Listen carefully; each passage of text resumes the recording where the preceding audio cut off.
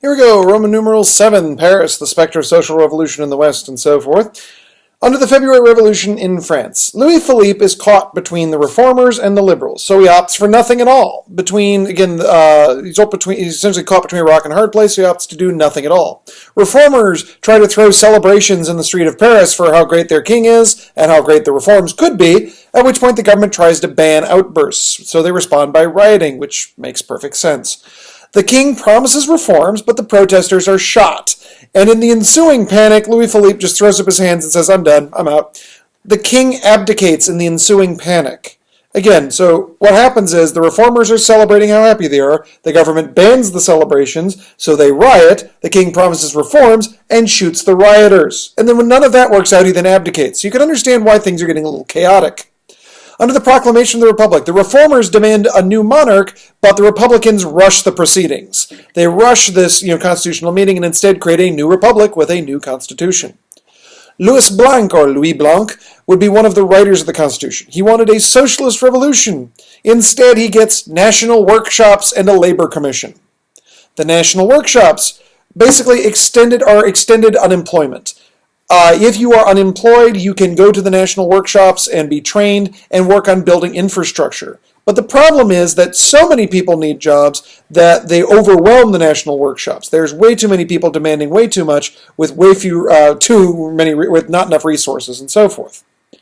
Under the June days of 1848, the new government ignores the socialists and hope they go away, but the people are poor and hungry and angry. Unlike in England, where they wouldn't dream of attacking the government, the French have had so many regimes, why not? So in other words, again, the reason why the English, reacted with the Chartists, basically were just like, okay, whatever, we're not going to, we trust you. The French have had like 9 governments in the past 10 years now, so what the heck, let's just have another revolution. Paris on the verge of revolution. On the one hand, you've got the Constituent Assembly. On the other hand is the workshops, where all of the poor and the disaffected now live. They attacked the assembly, driving the men into the streets. So the workshop members attack the Constituent Assembly, at which point the poor and the disadvantaged make their own government. At that point, the National Guard attacks them. The assembly then tries to ban the workshops and get rid of them. The option is join the army or get out, at which point they resist, at which point the government declares martial law. So, again, you've got the workshops, which are the poor and the disadvantaged, attacking the Constituent Assembly. The Constituent Assembly is pushed out. The poor try to make their own government, are then pushed back again by the National Assembly, and they give them an ultimatum. Either join the army or get out, at which point the government declares martial law so they can shoot them. And that's class war. The bloody June days are June 24th through June 26th. It's street fighting between laborers and soldiers, estimating 10,000 dead and 11,000 captured. Those that were captured were often deported to the colonies. This riot sends shivers up and down Europe's spine, the idea being that the poor could actually have a violent revolution. They might actually want something. Ugh. The revival of Chartist agitation. Number 4. In England, they looked to the French and said, hey, that's an interesting idea. And they took up arms. The Chartists took up arms against the government, but they were quickly put down by the Duke of Wellington. They had planned terrorist actions, but spies in their midst put them down. So the Chartists did try to copy the French. They just weren't successful at it. C. The emergence of Louis Napoleon Bonaparte. Bonaparte is one of 4 candidates for the presidency of France.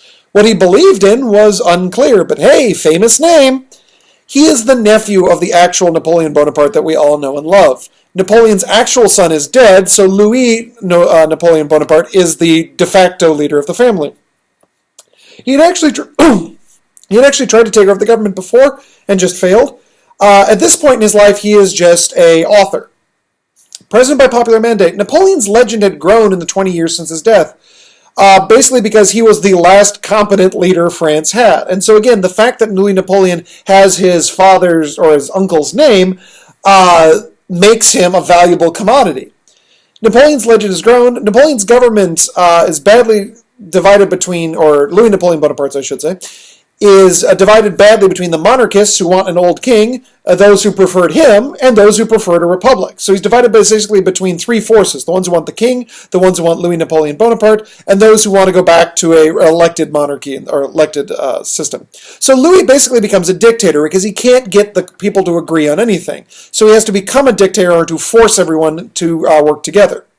Under the anti-republican government, it's what it says on the tin, it was an anti-republican government. Napoleon is a dictator because he keeps the anti-republican forces in power. Neither royalist faction can agree on anything except anti-socialism.